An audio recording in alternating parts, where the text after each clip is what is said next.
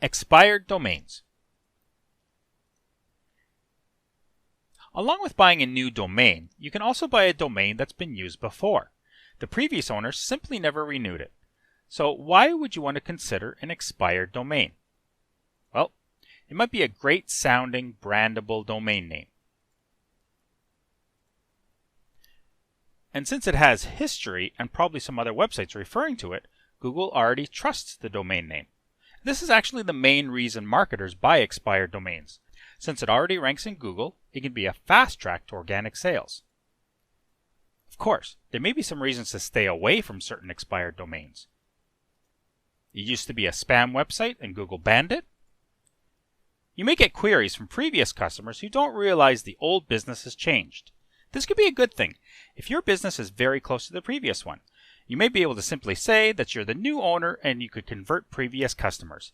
Although it's kind of awkward if the old business was at a physical location, though you could say that you're strictly online now.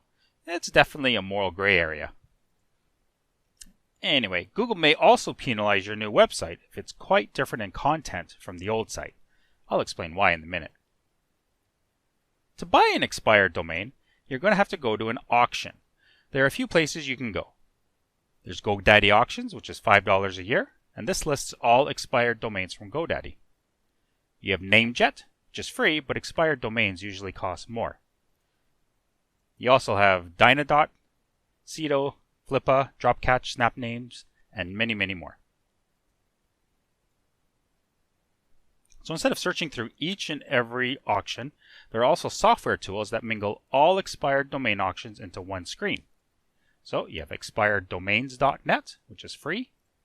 You have DomCop, which is $56 a month. And you have Register Compass, which is $37 a month.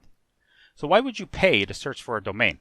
Because then you have extra tools to search for certain domains and the metrics they have. You can find out how much Google loved or hated them, how old they are, how much traffic they received, worldwide ranking, and much, much more. So similar to eBay, most domains have a set auction time where people can bid. As well, there could be an option to buy it now and not have to worry about trying to be the highest bidder. If you're thinking of going the expired domain route, I would definitely suggest looking for a buy it now option. Some domain auctions can last weeks or months. This is definitely not a step to wait and agonize over. Just buy your domain, either new or expired, and continue on. You have a business to launch. I previously explained that experienced marketers will often buy expired domains to fast track their organic rankings.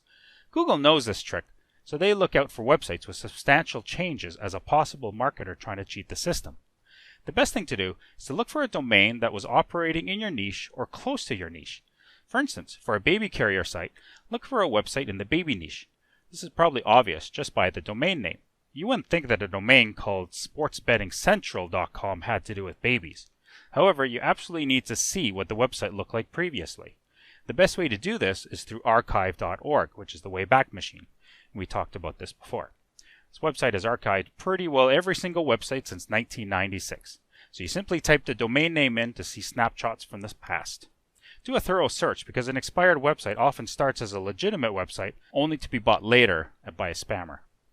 There's other websites to check as well, such as bancheck.com to see if the website has been banned from AdSense. IsMyWebsitePenalized.com is another one.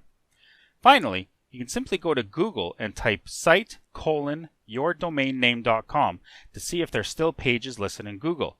If you see some older pages, then all is well. This is also another great way to see what the website used to look like. Click the down arrow by the URL and click Cached. This will bring up Google's saved page of the site.